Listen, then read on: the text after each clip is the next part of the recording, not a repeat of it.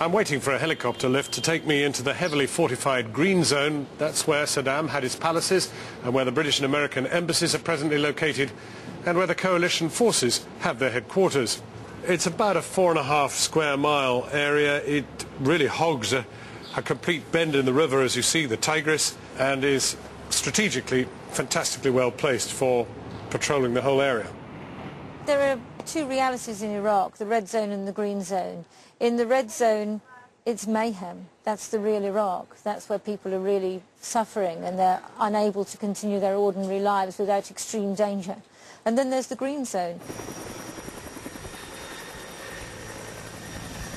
Even the taxi ride from the airport to the green zone is too great a risk for most visiting foreigners. Instead, it's an armoured convoy at dead of night, or by day, a hard-won helicopter flight. I'm being flown to the fortified and heavily news-managed green zone. So for me, flying above the city is the closest I'll get to everyday Iraqi life.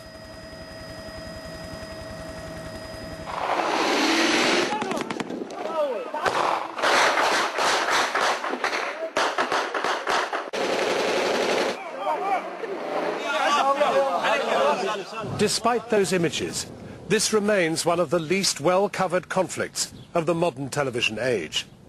So why is it that we are so profoundly disconnected from the real Iraq? But these are not the only pictures missing from our television screens.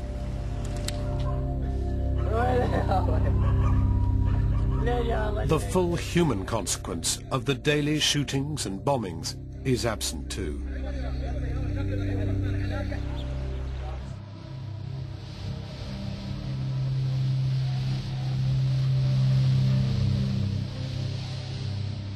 And this is the daily experience of Iraqis.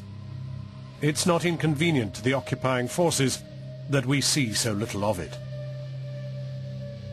My frustration is that if told in full and unsanitized, the reality of life and death in Iraq could radically affect perceptions in the outside world.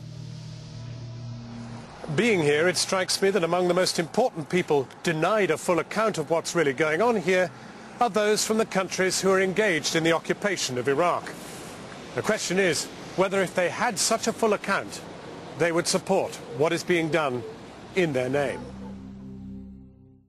I've believed for many years now that journalism, particularly television journalism, by its failure to show the real horror of war, has become a lethal weapon supporting governments that want to go to war.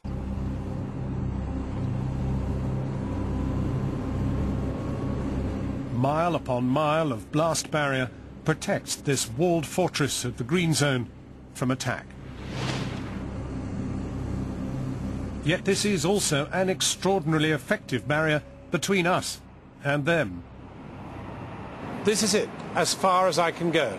I'd dearly like to cross the perimeter fence, but to do so is to court almost certain attack or kidnap.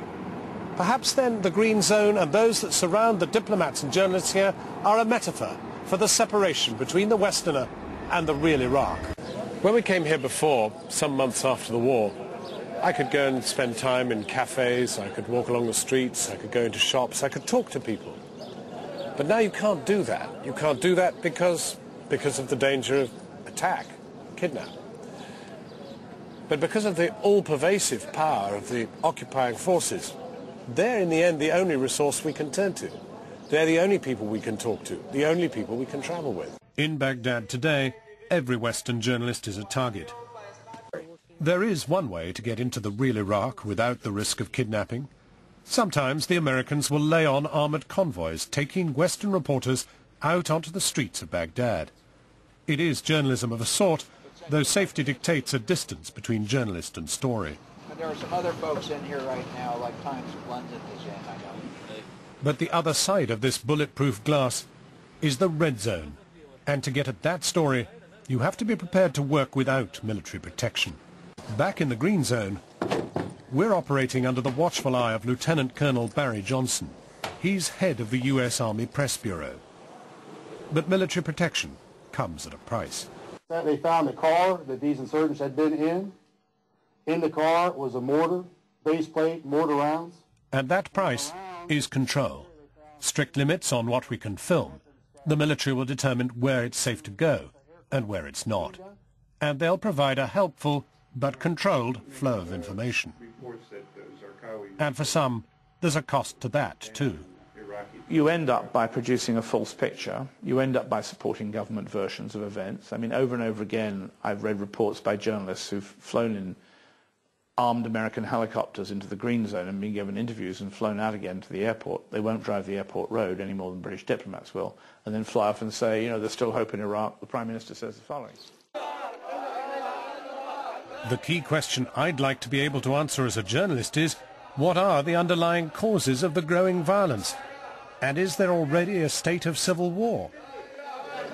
The answer is we don't know. We've got no way of getting to the grassroots to find out how people really feel about each other, or whether this is simply a manipulated thing from the top.